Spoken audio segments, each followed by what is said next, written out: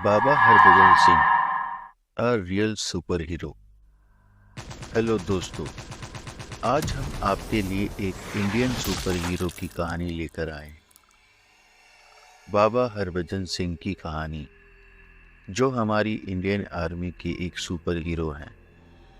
इनकी मृत्यु 1968 में Indo China border Sikkim border पर हुई, लेकिन ऐसा माना जाता है कि इनकी आत्मा आज भी सिक्किम बॉर्डर पर अपनी ड्यूटी कर रही है। अर्पित का इंडियन आर्मी में सिलेक्शन हो गया था। वो अपनी पोस्टिंग के लिए ट्रेन से सिक्किम बॉर्डर पर जा रहा था। अर्पित बहुत खुश था। फाइनली उसका इंडियन आर्मी में ज्वाइन करने का जो सपना था वो अब पूरा हो गया था। अर्पित ट्रेन के जिस कोच में बैठा था उसके सामने वाली सीट पर एक पर्ची लगी हुई थी, जिस seat reserve for Baba Harbhajan Singh ji, पर वो सीट बिल्कुल खाली थी।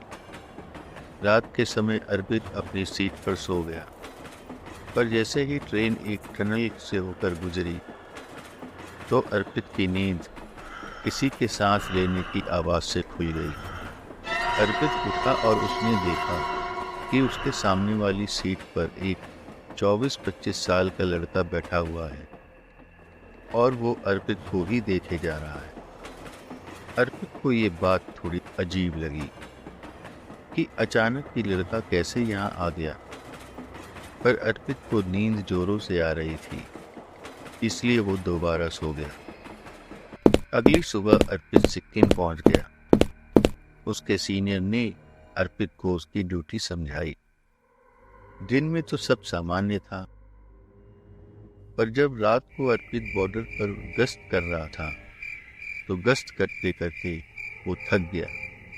थकावट की वजह से उसकी आंख लग गई, पर थोड़ी देर बाद उसे ऐसा लगा किसी ने उसके गाल पर चांटा मारा हो। अर्पित ने उठकर इधर उधर देखा तो वहां कोई नहीं था। अर्पित फिर से गश्त करने लगा। अगली सुबह अर्पित ने अपने सीनियर को रात को भी इस बात के बारे में बताया, तो उसके सीनियर ने अर्पित से बस इतना कहा, अरे अर्पित, तुम घबराओ मत, उन्होंने तुम्हें जगाने के लिए ही ऐसा किया होगा। और फिर अर्पित का सीनियर वहां से चला गया। अर्पित को ये बात कुछ समझ नहीं आई। अर्पित इसके बारे में किसी से कुछ बात करता, इससे पहले वहां अचानक जंग शुरू हो गई। अर्पित भी बहुत बहादुरी से दुश्मनों से लड़ रहा था और वो लड़ते लड़ते बॉर्डर के पार चला गया, जहां उसे दुश्मनों ने चारों ओर से घेर लिया। अर्पित को लगा कि वो अब नहीं बचेगा। वो भगवान को याद करने लगा। तभी अचानक अर्पित के पीछे से गोलियां चलनी शुरू हुई, जिससे सारे दुश्मन ढेर हो गए। अर्पित ने पीछे देखा तो अर्पित चौंक गया, क्योंकि ये वही लड़का था जो अर्पित को ट्रेन में दिखा था। उसके सामने वाले सीट पर बैठा हुआ था। अर्पित ने उस लड़के को धन्यवाद किया और उनसे पूछा, आप कौन हो? उस लड़के ने जवाब दिया, मेरा नाम कैप्टन हरभजन सिंह है। और उन्होंने अर्पित के सर पर हाथ रखा और एक मुस्कान के साथ वहां से गायब हो गए। अर्पित जब अपने बंकर में वापस गया तो उसे पता चला कि कैप्टन हरभजन सिंह की मृत्यु तो 1968 में हो चुकी है, लेकिन उनकी आत्मा आज भी बॉर्डर पर अपनी ड्यूटी कर रही है और बाद में उन्हें बाबा की उपाधि भी मिली है। और अर्पित को ये भी समझ आ गया कि उस रात बाबा हरभजन ने ही उसे जगाने के लिए उसके गाल पर चांटा मारा था।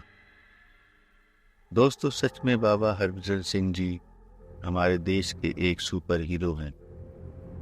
ये बात इंडियन गवर्नमेंट भी मानती है, इसीलिए हमारी गवर्नमेंट ने उनके लिए सिक्किम बॉर्डर पर उनका एक मंदिर भी बनवाया है और उनकी सर्विस भी वैसी ही चालू रखी है जैसे कि जब वो जीवित थे।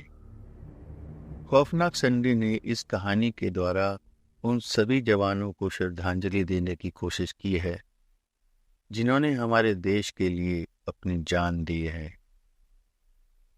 तो दोस्तों, आपको हमारी ये कहानी कैसी लगी हमें कमेंट करके जरूर बताइएगा। साथ ही में हमारे चैनल खौफनाक संडे को सब्सक्राइब कीजिएगा। और एक बार फिर बता दें दोस्तों कि ये कहानी भी हमारे एक सब्सक्राइबर द्वारा हमें भेजी गई, तो इसी वजह से हमने इसे कहानी के रूप में रूपांतरित करके प्रस्तुत किया है। तो तब तक के लिए हम आपसे विदा लेते हैं दोस्तों। मिलते हैं एक और दिल दहला देने वाली कहानी के साथ।